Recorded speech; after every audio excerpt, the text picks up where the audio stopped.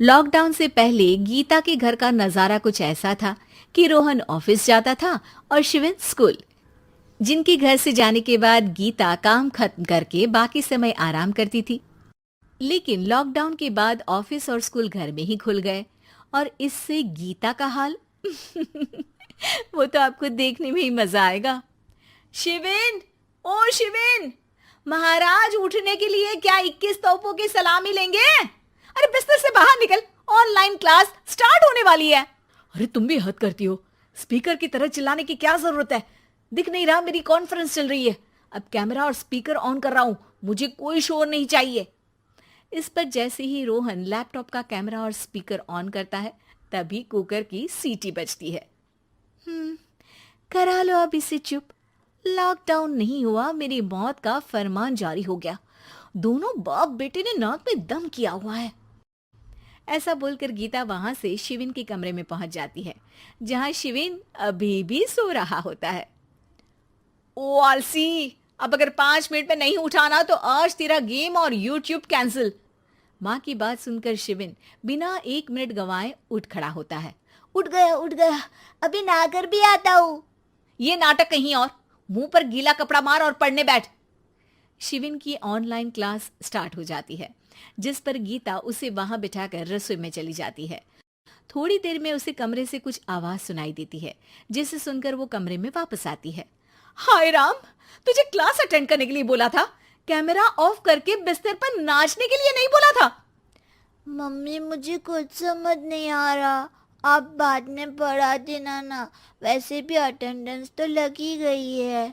हाँ हाँ बेटा, जरूर बन जा। तू अभी से हम सबका बाप बन जा। अरे नहीं मतलब कहाँ से लाते हो इतना दिमाग, और पढ़ाई करते हुए ये चला कहाँ जाता है? नाइस क्वेश्चन, दिमाग से पूछकर बता दूंगा।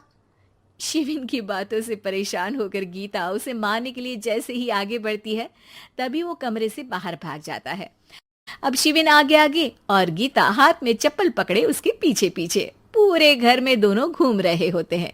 इसी बीच वो रोहन के पास पहुंच जाता है और शिविन को मारने वाली चप्पल रोहन के लैपटॉप पर जाकर गिरती है। ओए माँ! मम्मी, अब पापा को चप्पल मार रही हो? वो आज तक के रिपोर्टर, चुपचाप जाकर क्लास अटेंड कर ले, नहीं तो अगली तेरे पीछे लगेगी। इस पर शिविन वहां से चला जाता है, जिसके बाद रोहन गीता से कहता है, इस सर्कस के लिए कुछ बोलना चाहोगी? अरे क्या करूं, जब से तुम दोनों घर में रहने लगे हो घर अपने आप ही सर्कस बन गया है और मैं तुम्हारी नौकर। कभी बेटी को संभालो तो कभी बाप के नखरे उठाओ। इन्हीं सब उथल पुथल में दिन बीतते रहते हैं, जिसमें हर रोज घर के अंदर कुछ नया सियप्पा खड़ा मिलता है, जो ज्यादातर शिविन और रोहन के ऑनलाइन स्कूल और ऑफिस से रिलेटेड ही होता है। एक सुबह, शिविन चल उठ, आज की क्लास जल्दी है। कैमरा ऑफ करके आप अटेंड कर लो। अरे ऐसे छित्तर पड़ेंगे, दादी नानी सब एक साथ याद आ जाएंगी। गीता की लाख मशक्कतों के बाद क्लास तो खत्म हो जाती है, लेकिन उसके बाद शिविन फोन इस्तेमाल करते हुए इंस्टाग्राम रील बनाने लगता है। रसोड़े में कौन था? तुम थी, मैं थी, कौन था?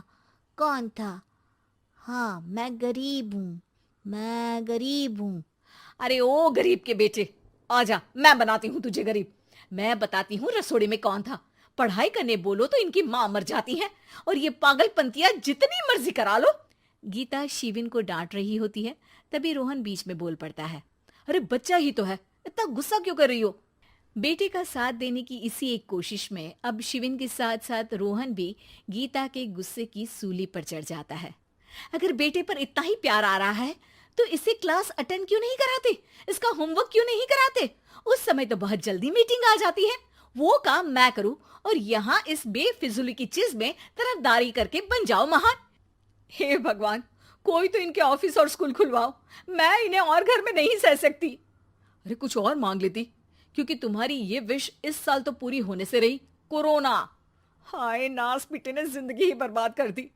खाए कोई पचाए कोई, कल मुझे चुन चुन कर सबको मेरी बद्दुआ लगेगी। उन्होंने दुनिया का और इन बाप बेटे दोनों ने मेरा जीना मुश्किल कर दिया। गीता वहां से चली जाती है, जिसके बाद रोहन शिविन से कहता है, अरे तुम्हारी मम्मी इतनी भड़की हुई क्यों है? आपकी वजह से पूरा समय घर में रहते हो और उस पर कोई काम कराने की जगह बस ऑर्डर देते रहते हो। अच्छा बेटे, सारा इल्जाम मुझ पर, पूरा दिन तो वो तुम पर ही चिल्लाती है। हाँ, मतलब दोनों का 50-50 है, कुछ करना पड़ेगा। वो कहते ना, make the best out of worst. I have an idea. वैसे तुम्हारी माँ सही कहती है, बहुत जुबान चलाने लगे हो, कम बोला करो। अगली सुबह रोहन और शिविन अपनी गलती को सुधारने के लिए गीता के उठने से पहले घर का आधा काम खत्म कर देते हैं, जिसे देखकर गीता खुश हो जाती है और फिर बाकी बचा काम वो तीनों मिलकर पूरा कर लेते हैं। जिसके बाद अब वो सब मिल बांट कर हर काम में एक दूसरे की मदद करते हुए लॉकडाउन का मजा लेने लगते हैं।